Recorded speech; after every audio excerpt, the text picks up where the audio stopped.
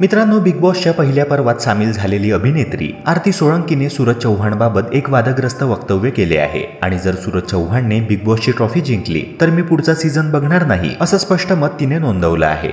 मित्रांनो, बिग बॉसच्या घरातील सूरज चव्हाण त्याच्या साधेपणामुळे, त्याच्यातील संस्कारांमुळे महाराष्ट्राच्या घराघरात लोकप्रिय होतो आहे। दिवसेंदिवस त्याची फॅन फॉलोईंग वाढते आहे। अनेक मराठी कलाकारांनी त्याला उघड पाठिंबा देखील दर्शवला आहे। मात्र आरती सोळंकीचे असे म्हणणे आहे की जे चांगले खेळत आहेत तेच टॉप 3 मध्ये दिसावेत। सूरज चव्हाणला सगळेजण तो गरीब परिस्थितीतून आला आहे या कारणामुळे पाठिंबा देतात। मात्र माझ्या मते हा सीझन त्याच व्यक्तीने जिंकावा ज्याला हा खेळ समजला आहे।